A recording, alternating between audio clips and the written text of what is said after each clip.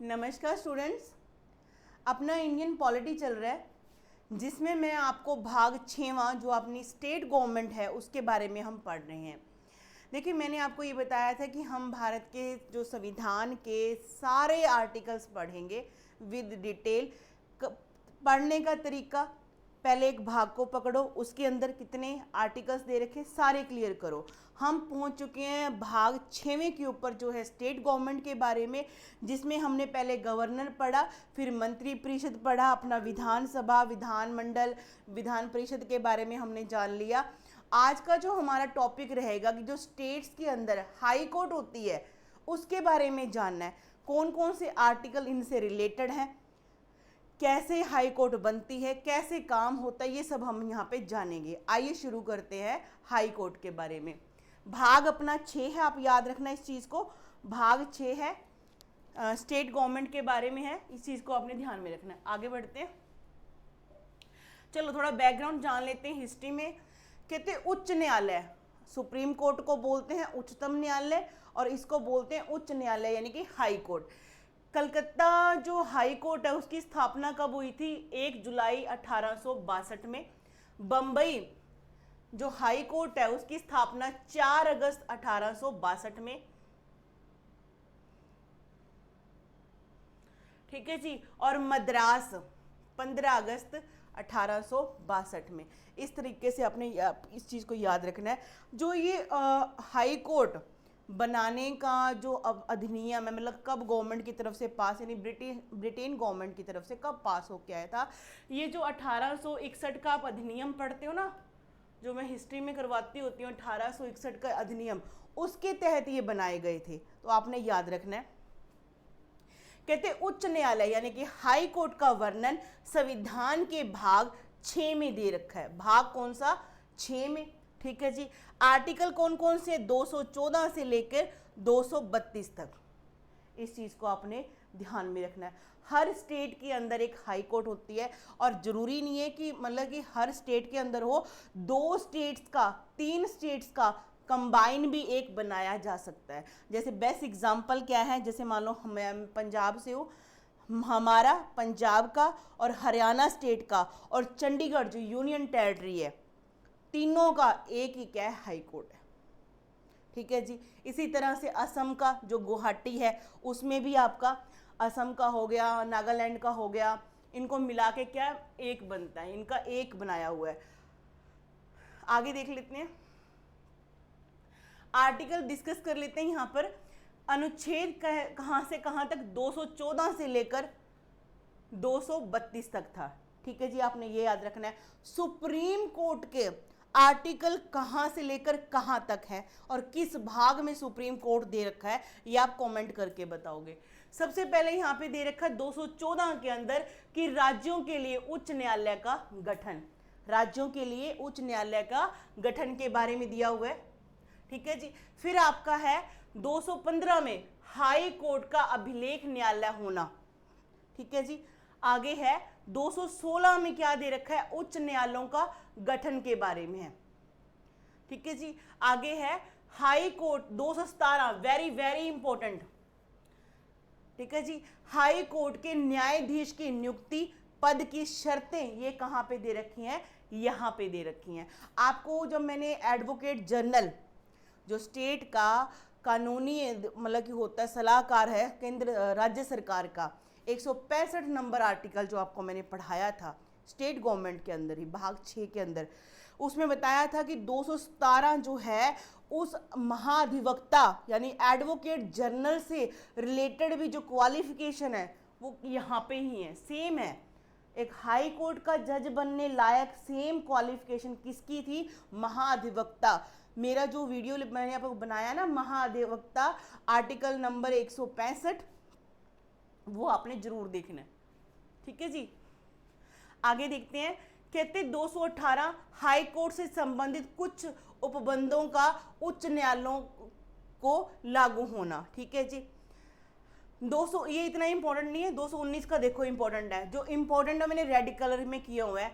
219 में क्या है? कहते हाई कोर्ट के न्यायाधीशों की शपथ, क्वेश्चन पूछेंगे आपसे, हाई कोर्ट के जो न्यायाधीश हैं वो शपथ लेते हैं किस आर्टिकल के तहत, तो क्या बताओगे? 219 के तहत। क्वालिफिकेशन आपकी क्या है? 217 में है। 16 में क्या है? गठन के बारे में है, ठीक है जी। और 14 में क्या दे रखा था कि हर राज्यों के अंदर क्या है? उच्च न्यायालय होने चाहिए। तो कुछ भी बनाओ, सोचो, एक बार लिखना पड़ेगा आपको। जब भी आप ऐसी चीजें याद करते हो, प्लीज एक दो बार तो नहीं, कम से कम 10 बार लिख कर प्रैक्टिस करोगे, अपने आप याद हो जाएंगी, ठीक है जी। लिखने के बिना, जब हम छोटे होते हैं तो कैसे टीचर याद करवाती, लिख लिख कर प्रैक्टिस करवाती थी। तो हमें भी लिख लिख कर प्रैक्टिस करनी है इनकी, क्योंकि हमें एग्जाम निकालना है। ओके, आगे देखते हैं। 220 कहते स्थायी न्यायाधीश यानी कि परमानेंट न्यायाधीश रहने के पश्चात व्यवसाय पर प्रतिबंधन निर्बंधन कहते हैं कि आप अगर परमानेंट क्या रह चुके हो, न्यायाधीश रह चुके हो, तो आप क्या व्यवसाय पर निर्बंधन, रोक लगाई गई है आपके। 221 में क्या लिखा है? न्यायाधीशों के वेतन आदि संबंधी। आपका वेतन हो गया, न्यायाधीशों की शपथ हो गई, न्यायाधीशों की क्वालिफिकेशन होगी, और आपका न्यायालयों का गठन हो गया। 216, 17, 19 और आपका 221 समझ में आ गया। ये आपके इंपॉर्टेंट बनते हैं। फिर 222 क्या कहता है? किसी न्यायाधीश का एक उच्च न्यायालय से दूसरे उच्च न्यायालय में अंतरण मतलब ट्रांसफर 222 में लिखी हुई है। 222 में क्या लिखी हुई है? ट्रांसफर के बारे में लिखी हुई है। एक बार मेरे साथ रिवाइज करो। 214 में क्या बोला गया कि राज्यों में क्या होनी चाहिए? हाई कोर्ट होनी चाहिए। 215 में क्या बोला? अभिलेख न्यायालय का काम करेगी ये, ठीक है। 16 में क्या बोला गया कि उच्च न्यायालयों का गठन कैसे होगा, भी कौन कौन उसके अंदर कितने न्यायाधीश होंगे, एक मुख्य होगा, गठन के बारे में दे रखा है। 16 में क्या दे रखा बताओ? हाई कोर्ट के न्यायाधीश की नियुक्ति, उसके पद की शर्तें दे रखी हैं, ठीक है जी। 17 में क्या दे रखा है? सॉरी, हाँ 17 की बात कर रही हूँ। हाई कोर्ट के न्यायाधीशों की नियुक्ति के और उसके पद के बारे में 217 में दे रखा है, और उच्च न्यायालयों के गठन 216 में। फिर अपना 19 आ गया, आपने शपथ लेनी है। फिर 20 में क्या बोला गया है? जो परमानेंट न्यायाधीश होंगे, जो रह चुके होंगे, उनको क्या है? अपनी जॉब से रिटायरमेंट होने के बाद यानी 62 साल की उम्र के बाद आप क्या है कुछ व्यवसाय नहीं कर सकते हो, ठीक है। ये आगे डिटेल में भी आएगा। फिर 221 में क्या लिखा है? न्यायाधीशों के वेतन संबंधी। 222 में क्या लिखा है? एक उच्च न्यायालय से आपको दूसरे उच्च न्यायालय में ट्रांसफर किया जा सकता है, ठीक है जी, राष्ट्रपति के द्वारा। 223 में कार्यकारी मुख्य न्यायमूर्ति की नियुक्ति, मतलब कि जो एक हाई कोर्ट के अंदर जो मुख्य जज है, अगर वो किसी कारण नहीं है तो एक्टिंग के तौर पे, एक्टिंग मतलब उसके कार्यवाहक के तौर के ऊपर कौन आएगा, ये कौन डिसाइड करेगा, इसके बारे में लिखा हुआ है। आगे है 224 में अपर और कार्यकारी न्यायाधीशों की नियुक्ति। 224 क में क्या लिखा है? उच्च न्यायालयों की बैठकों में सेवानिवृत्त मतलब रिटायर्ड जजों की नियुक्ति, ठीक है जी। 25 में क्या लिखा है? विद्यमान उच्च न्यायालयों की अधिकारिता। 226 वेरी इंपॉर्टेंट लगा लो इसको, ठीक है जी। इसमें से आपका 214 इंपॉर्टेंट, फिर आपका हो गया 216, फिर 17, फिर आपका 219, फिर आपका आ गया 221 और 22। फिर आपका यहां पर देखो, ये बहुत जरूरी है, 226 जो रिट लगाई जाती है। देखो जो अपना सुप्रीम कोर्ट है, उसको रिट लगाने का मौलिक अधिकारों के ऊपर जो अधिकार प्राप्त है वो किस आर्टिकल के तहत? 32 के तहत। और हाई कोर्ट को रिट लगाने का जो मौलिक अधिकारों संबंधी अधिकार है वो कौन से में है? 226 में है, ठीक है जी, डिटेल में भी आएगा आगे।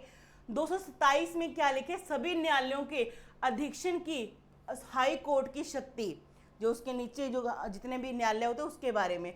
228 में क्या है? कुछ मामलों का हाई कोर्ट को अंतरंकरण करना। 229 में हाई कोर्ट के अधिकारी और सेवक तथा व्यय के बारे में। 230 में क्या है? हाई कोर्ट की अधिकारिता, संघ राज्य क्षेत्रों का विस्तार। 231 में दो या दो से अधिक राज्यों के लिए एक ही हाई कोर्ट का होना, ये आप इंपॉर्टेंट कर लो, अंडरलाइन। 231 क्या कहता है, ये बात कहां लिखी है, 231 में लिखी है। क्या बात लिखी है कि एक से ज्यादा यानी दो या दो से ज्यादा राज्यों के लिए एक हाई कोर्ट का निर्माण भी किया जा सकता है। ये बात कहां लिखी है, 231 में लिखी है। फिर से इंपॉर्टेंट नोट कर लो कौन कौन से हैं। आपका 214 क्या है कि राज्यों के अंदर एक हाई कोर्ट होनी चाहिए, ठीक है जी। 216 कि राज्यों के उच्च न्यायालयों का गठन कैसे होगा, ठीक है जी। आपको 217 उसमें क्या लिखा है, हाई कोर्ट के न्यायाधीशों की नियुक्ति और पद की शर्तें लिखी हुई है। 219 में क्या लिखा हुआ है, हाई कोर्ट के न्यायाधीशों की शपथ के बारे में, ठीक है जी। 220 में ये छोड़ दो आप, 221 में देखो न्यायाधीशों के वेतन संबंधी बात कहां लिखी है, 221 में एक न्यायाधीश को दूसरे मतलब कि हाई कोर्ट में ट्रांसफर किया जा सकता है, 222 में, ठीक है जी। फिर यहां आ जाओ, आपका था 226 रिट जारी करने की शक्ति इसके पास है। फिर आपका 231 इसमें क्या बोला गया है कि दो से अधिक राज्यों की एक हाई कोर्ट भी हो सकती है, दो या दो से ज्यादा, ठीक है जी, समझ के बाद। तो कितने आर्टिकल आपके, 214, 1 2 3 4 5 6 और 7, 7 आपके जो हैं उंगलियों पे चाहिए मेरे को, ठीक है जी। ये ही बार बार पेपर में रिपीट होते हैं ये वाले आर्टिकल हाई कोर्ट के, ये आपने करने हैं। अभी एक बार मैंने विस्तार में सारे आर्टिकल बता दिए, इंपॉर्टेंट भी बता दिए। आगे करते हैं चैप्टर को डिटेल में, बढ़ते हैं आगे। सबसे पहले 214 क्या बोलता है, प्रत्येक राज्य का एक उच्च न्यायालय हाई कोर्ट होगा। वर्तमान में देश में कितने हैं, 25 उच्च न्यायालय, यानी कि 25 हाई कोर्ट हैं। टोटल कितने हैं, 25 हाई कोर्ट है। अब आपके दिमाग में क्वेश्चन आएगा कि मैम 28 राज्य, 8 यूनियन टेरिटरी, फिर तो 36 होने चाहिए थे। अरे भाई साहब मैंने क्या बताया, 231 आर्टिकल में लिखा हुआ है, क्या लिखा हुआ है कि दो या दो से ज्यादा राज्यों की एक हाई कोर्ट भी बनाई जा सकती है। बात समझ में आ गई, तो 25 रह गए। अब कहां कहां पे संयुक्त या ज्वाइंट हाई कोर्ट है वो आपको मैं आगे करवाऊंगी। 215 में क्या लिखा है, उच्च न्यायालयों का अभिलेख न्यायालय होना। सिंपल सी बात है, अभिलेख यानी कि इनके पास रिकॉर्ड वगैरह का रखना, अपने डिसीजन को एज ए रिकॉर्ड रखते हैं, वो आने वाले टाइम में क्या करते हैं, एज ए डिसीजन के टाइप पे यूज करते हैं, और लोअर कोर्ट उनके डिसीजन को यूज कर सकती है किसी केस में, ठीक है जी। इतना इंपॉर्टेंट हमारे लिए नहीं है। आगे है अनुच्छेद 216 क्या कहते हैं, उच्च न्यायालय का गठन। उच्च न्यायालय का गठन मतलब एक हाई कोर्ट बना लिया, उसमें कितने जज होंगे, एक मुख्य न्यायाधीश होगा। ये सारी बातें कहाँ लिखी हैं, 216 के अंदर। अब सुनो, कहते प्रत्येक उच्च न्यायालय में एक मुख्य न्यायाधीश होगा, ठीक है जी, अन्य न्यायाधीश होंगे, ठीक है जी। मतलब डिसाइडेड फिक्स मतलब नंबर नहीं है, नहीं है, बिल्कुल नहीं है। जैसे सुप्रीम कोर्ट में 34 है, 1 + 33 भी एक सीजीआई होगा, बाकी 33 डिसाइडेड है, फिक्स है, ठीक है जी। मतलब कि वो टाइम के अनुसार चेंज भी होता, पहले होता रहा भी है। इसकी पावर किसके पास है, संसद के पास पावर है। पहले सुप्रीम मूल जो संविधान बना था तो वो तो 8 ही लिख कर गए थे, 1 + 7 लिख कर गए थे, लेकिन समय के अनुसार उसमें चेंजेस आते रहे। आज 1 + 33 हो चुके हैं, यानी कि एक सीजीआई बाकी अदर हो चुकी, सुप्रीम कोर्ट की बात कर रही हूँ। और यहाँ पर देखो, यहाँ पे कहते एक मुख्य न्यायाधीश होगा, ठीक है जी, और बाकी क्या अन्य न्यायाधीश होंगे। न्यायाधीशों की संख्या कितनी होगी ये राष्ट्रपति निर्धारित करते हैं। हर स्टेट में न्यायाधीशों की संख्या डिफरेंट होती है, सेम नहीं होती, और ये डिसाइड कौन करता है, राष्ट्रपति डिसाइड करता है, ठीक है जी। तो 216 नंबर आर्टिकल समझ में आ गया आपको। आगे बढ़ते हैं, आगे देखिए। हाँ जी, 217 कहते उच्च न्यायालय का आपने न्यायाधीश बनना है, ठीक है जी। न्यायाधीशों की नियुक्ति कैसे होगी, योग्यता क्या होनी चाहिए, और उनको पद से हटाना, तीनों बात इकट्ठी दे दी, स्यापा ही मुका दिया, बिल्कुल सही कर दिया।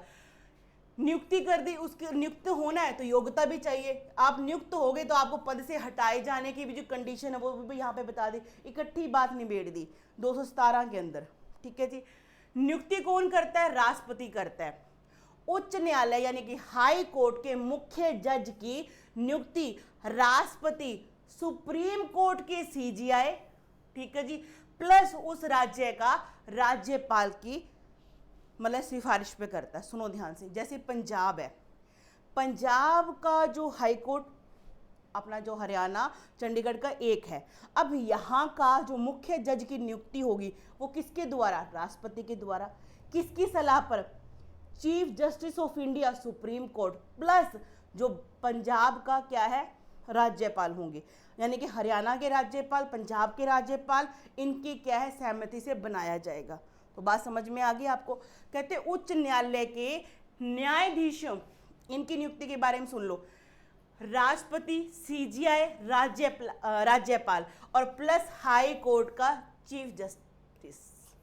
अब क्योंकि इसकी नियुक्ति तो हो चुकी है पहले से, अब उसको भी सम्मिलित कर लिया जाएगा। अब ये बंदा भी इनके इसमें शामिल हो गया ग्रुप में।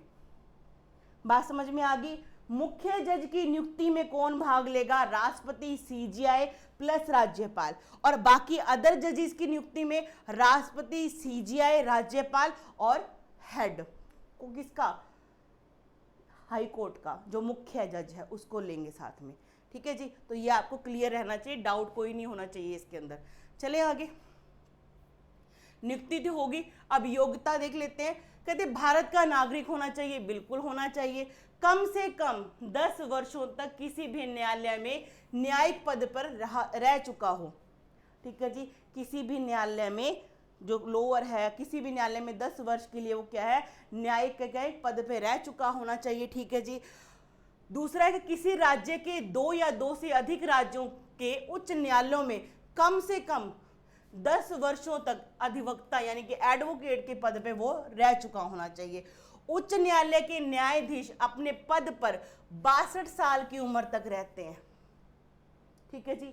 नियुक्ति, योग्यता, पद से हटाना, तीनों बातें ही कौन से आर्टिकल में? कमेंट करके बताओ फटाफट से। 217 में, रहने दो, आगे बढ़ते हैं।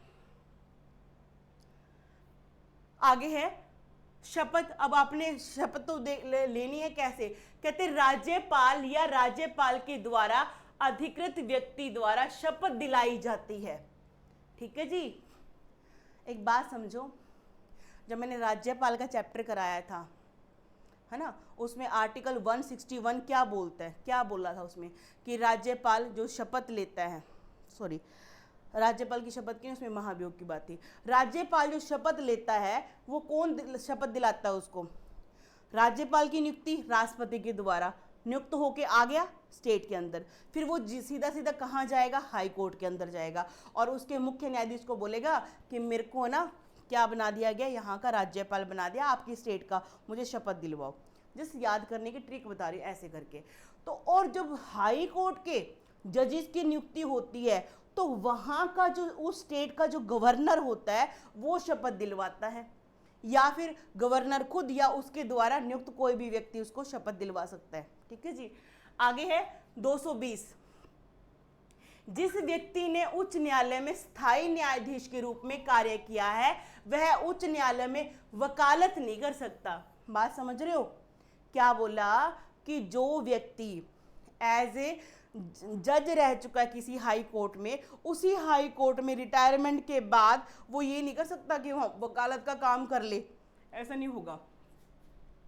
किंतु वह किसी दूसरे उच्च न्यायालय में अथवा उच्चतम न्यायालय में वकालत कर सकता है। सेम कोर्ट में नहीं कर सकता, किसी और कोर्ट में जाके कर सकता है, किसी हाई कोर्ट में भी जाके कर सकता है, उसमें सेम में नहीं करेगा। 221 में क्या लिखा है?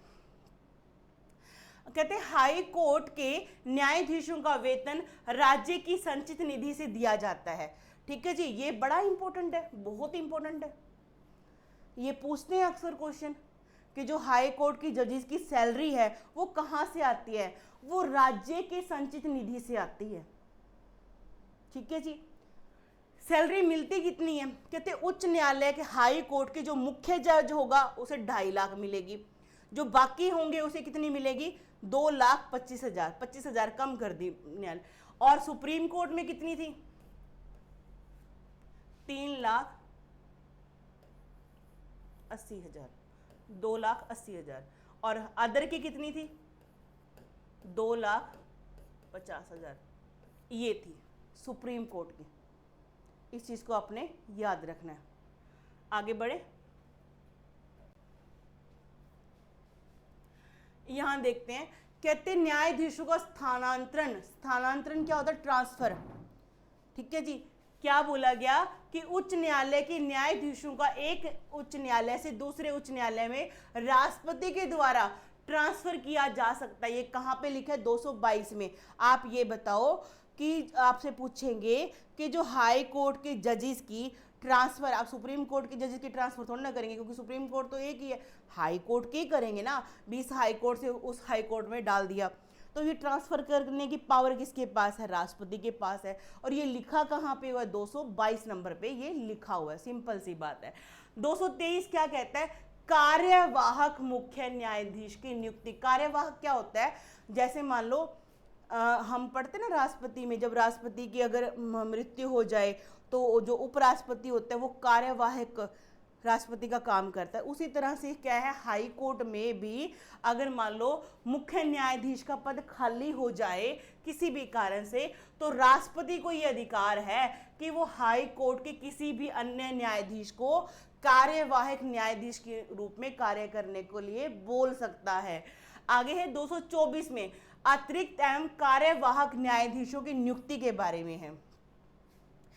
कहते राष्ट्रपति भारत के मुख्य न्यायाधीश के साथ विचार विमर्श करके ऐसे व्यक्ति को हाई कोर्ट में न्यायाधीश बनने की योग्यता रखते हो, उन्हें 2 वर्ष के लिए उच्च न्यायालय में एडिशनल न्यायाधीश, कहते ना एडिशनल काम करने के लिए एक अतिरिक्त न्यायाधीश की नियुक्ति की जा सकती है। किसके द्वारा? राष्ट्रपति के द्वारा। और किसकी सलाह से? उस हाई कोर्ट के मुख्य जज से बातचीत करके। कितने टाइम के लिए? 2 साल के लिए। और उसकी योग्यता भी वही होनी चाहिए जो एक परमानेंट न्यायाधीश की होती है। ठीक है जी, याद रखना इस चीज को। आगे बढ़े, आगे है 225 में क्या लिखा है? कहते उच्च न्यायालय के प्रारंभिक क्षेत्राधिकार या अधिकारिता। कहते रिट जारी करने का अधिकार, अधीनस्थ न्यायालय पर नियंत्रण करने का अधिकार, अभिलेखीय अधिकारिता। मतलब आप ये समझो कि जो है इसको, इसके लोअर कोर्ट यानी कि जो नीचे होते ना सेशन कोर्ट, डिस्ट्रिक्ट कोर्ट, उनके ऊपर इसका अधिकार है, कंट्रोल है। ये बात कहाँ लिखी है? 225 में लिखी है। सिंपल सी बात है।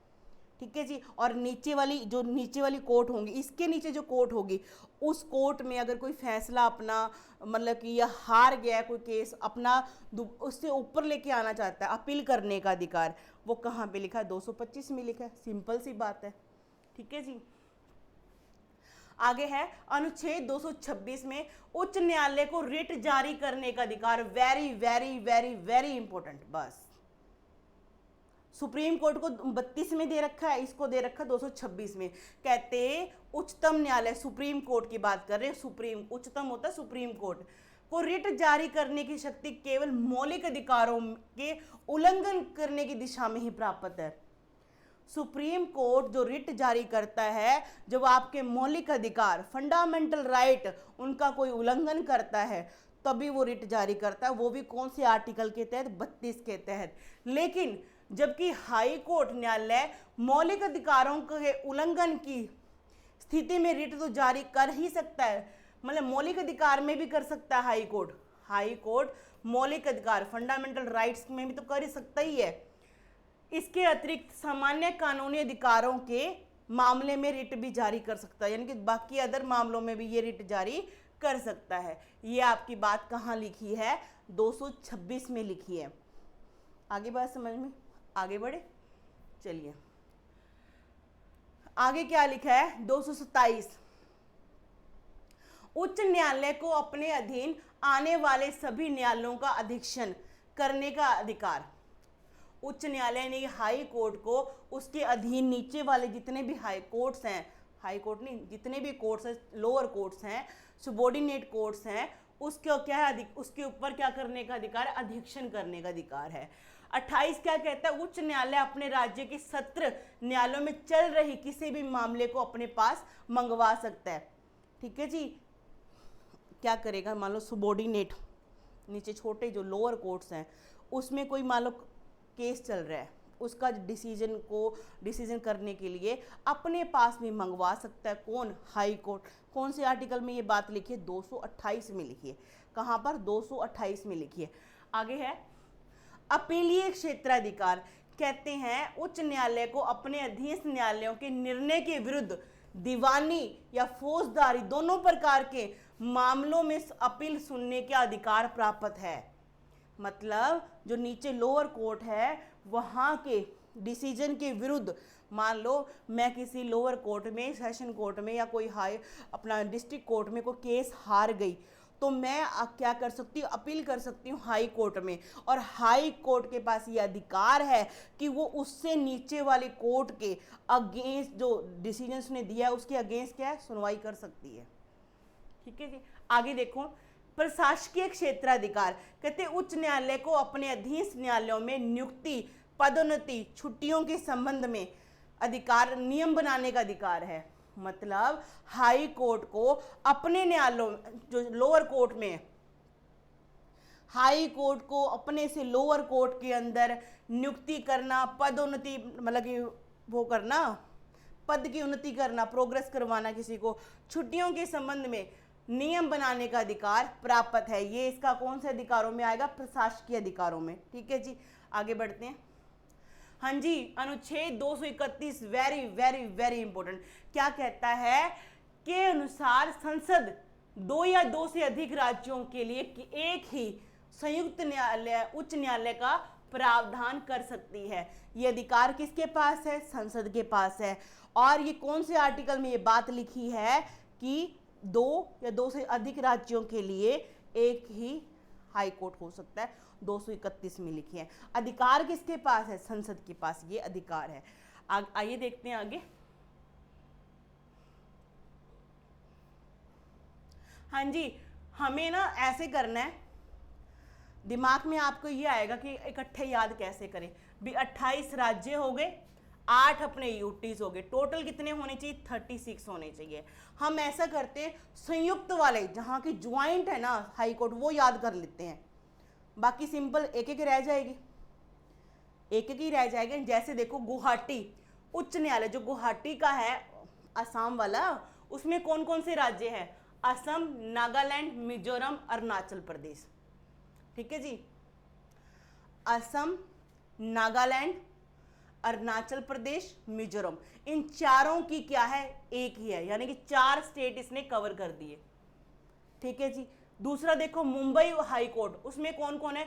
महाराष्ट्र, दादर नगर हवेली और दमन एंड दीव, ये तो एक ही गिना जाएगा, और गोवा, यानी कि 2 स्टेट और 1 यूनियन टेरिटरी इसके अंदर है। जब ये मैप में करोगे ना बड़े इजीली याद हो जाएंगे, मैप में करना इजीली याद होते हैं। चंडीगढ़ में देखो सिंपल है, पंजाब हरियाणा चंडीगढ़, पंजाब हरियाणा चंडीगढ़। चंडीगढ़ एक यूनियन टेरिटरी है और 2 स्टेट यहाँ पे इसने कवर कर दिए। आगे केरल उच्च न्यायालय, इसमें क्या है? केरल और लक्षद्वीप, केरल और लक्षद्वीप है, यानी कि एक स्टेट है, एक यूनियन टेरिटरी आ गई। कलकत्ता चलते हैं, कलकत्ता में क्या है? पश्चिमी बंगाल इसमें और अंडमान निकोबार। अभी मैप में कराऊंगी, इजीली याद कर, अभी करवा के छोड़ूंगी मैं आपको याद। मद्रास में क्या है आपका? तमिलनाडु और पुडुचेरी, यानी एक स्टेट हो गया आपका और एक यूनियन टेरिटरी। जम्मू कश्मीर में क्या है? एक जम्मू कश्मीर और एक लद्दाख, यानी कि 2 यूनियन टेरिटरी होगी।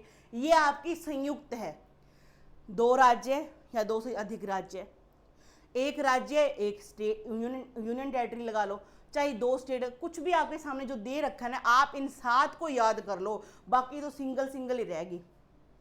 समझ रहे हो? यहां देखो 4 स्टेट होगी, 4 और 2 6, 7, 8 9 10 11 12 13 14 15 16 और इसका 16 और 2 18, इसमें से 18 निकाल दो, कितना रह गया? 18 ही बाकी स्टेट करे। ये याद कर लो, बाकी याद करने की जरूरत ही नहीं है आपको, सिंगल सिंगल रह जाएंगे बाकी तो। ये रहा आपका सिंगल सिंगल, सिंगल है। इलाहाबाद यानी कि यूपी का एक ही है। कर्नाटका का एक ही है, पटना का एक ही है बिहार वाला, उड़ीसा का एक, राजस्थान का एक, मध्य प्रदेश का एक है, दिल्ली का एक। अच्छा एक बात और याद रखो, एक ऐसा यूनियन टेरिटरी जिसका अपना हाई कोर्ट भी है। सुप्रीम कोर्ट तो पूरे देश का ही है ना न्यू दिल्ली के अंदर, और एक ऐसा यूनियन टेरिटरी है जिसका अपना अलग से है, वो आपका दिल्ली है। हिमाचल प्रदेश हो गया, सिक्किम हो गया आपका, छत्तीसगढ़ हो गया, उत्तराखंड का एक सिंगल, झारखंड का सिंगल, त्रिपुरा का सिंगल, मणिपुर का सिंगल हाई कोर्ट, मेघालय का single high court, Andhra Pradesh का सिंगल हाई कोर्ट, तेलंगाना का सिंगल, और अहमदाबाद यानी गुजरात का सिंगल। तो ये 18 आपके क्या हो गए जहाँ पे सिंगल सिंगल है, और ये वाला क्या था आपका जहाँ पे ज्वाइंट है। तो आपको याद कौन सा याद करने में फायदा, आप मेरे को एक बात बताओ, ज्वाइंट वाले याद कर लो, सिंपल सी बात है। ठीक है जी, आगे मैप में दिखाती हूं आपको। यहां देखो जरा, सबसे पहले आप असम की बात करेंगे, असम वाले की। यहां देखो मैप में असम दिखाई दे रहा है।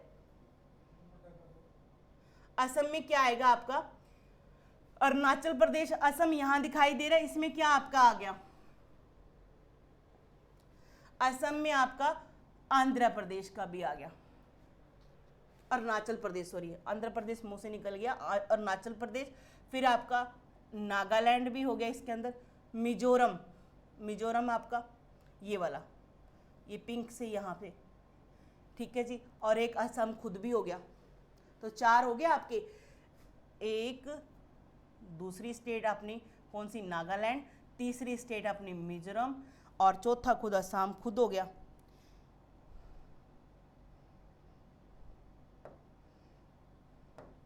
ठीक है, तो इस तरह से असम वाला सबसे ज्यादा कवर करता है 4। तो आपसे पूछेंगे कौन सा जो स्टेट है वो मैक्सिमम हाई कोर्ट स्टेट को हाई कोर्ट में कवर करता है, तो आप बता देना भी, सिंपल सा, गुवाहाटी वाला यानी असम वाला। कितनी स्टेट उसके अंदर कवर हो रही है, 4 हो रही हैं। ठीक है जी, उसके बाद हम देखते हैं मुंबई वाला, मुंबई आपको दिखाती हूँ मैप के अंदर। मुंबई आपका यहाँ पे, मुंबई वाला देखो जरा, ये आपका आ गया मुंबई। मुंबई में आपका कौन कौन सा, महाराष्ट्र, महाराष्ट्र आ गया, ये आ गया दादर नगर हवेली एंड दमन दीव एक, दूसरा कौन सा था आपका, गोवा। यहां देखो, ध्यान से देखो, मुंबई में आपका महाराष्ट्र कवर हो गया 1, गोवा कवर हो गया 2, और दादर नगर हवेली दमन एंड दीव ये तीसरा।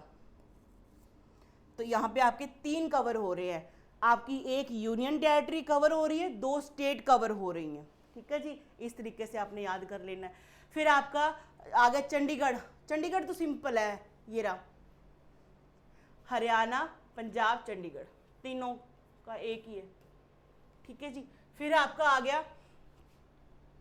केरल, केरल का एक आपका है इसमें। आप ये बताइए जो लक्षद्वीप है, लक्षद्वीप कौन सी स्टेट के पास करीब पड़ता है, यहां देखो, ये रहा, ये आपका केरल और ये आपका लक्षद्वीप। केरल और ये लक्षद्वीप दोनों मिला के इसके लिए सेम यानी कि आपका हाई कोर्ट हो जाएगा। आप ये बताइए अंडमान जो निकोबार है वो पश्चिमी बंगाल के पास पड़ता, अभी दिखाती हूँ, पश्चिमी बंगाल यानी वेस्ट बंगाल के पास पड़ेगा। ये रहा आपका वेस्ट बंगाल, ये रहा, और नीचे क्या है आपका अंडमान निकोबार है जिसकी राजधानी पोर्ट ब्लेयर है। तो यानी कि ये इसके साथ कनेक्शन हो गया, सिंपल सी बात है, याद रहेगा हमें। वेस्ट बंगाल के पास कौन पड़ता है, नीचे अंडमान निकोबार, तो इनकी क्या है, एक ही हाई कोर्ट है। इसी तरह से यहां देखो तमिलनाडु में पुडुचेरी, तमिलनाडु के पास बिल्कुल पुडुचेरी क्या पड़ता है, एक यूनियन टेरिटरी है, तो इन दोनों की मिलाकर एक हो गई। इसी तरह से केरला के पास कौन पड़ता है, कावरत्ती पड़ता है, एक हो गई दोनों की। ठीक है जी, और यहां देखिए महाराष्ट्र, महाराष्ट्र देखिए आप यहाँ पे, महाराष्ट्र यानी कि मुंबई वाली हाई कोर्ट, उसमें गोवा आ गया आपका, Dadar and Nagar Haveli and Daman and Diu, एक बना दिया ना अब इसको, तो ये हो गया हमारा, सिंपल बात है। तो कितना इजी है ऐसे याद करना। फिर आपका श्रीनगर वाला, जम्मू कश्मीर वाला, लद्दाख और जम्मू कश्मीर की एक हाई कोर्ट है। तो संयुक्त वाले याद कर लो, बाकियों को छोड़ दो, बस बात खत्म।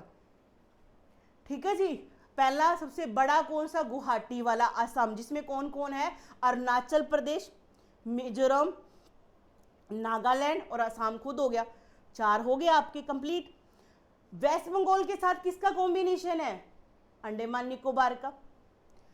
चंडीगढ़, हरियाणा और पंजाब का 1 हो गया, जम्मू कश्मीर लद्दाख का 1 हो गया, पुडुचेरी का तमिलनाडु के साथ 1 हो गया, लक्षद्वीप का केरला के साथ 1 हो गया, मुंबई के साथ गोवा का, दादर नगर हवेली, ये दमन एंड दीव का 1 हो गया। तो इस तरीके से संयुक्त वाले याद करो, बाकी छोड़ दो, सिंपल है, हो जाएगा अपने आप से कवर। दिल्ली का अपना है ही दिल्ली, ठीक है जी।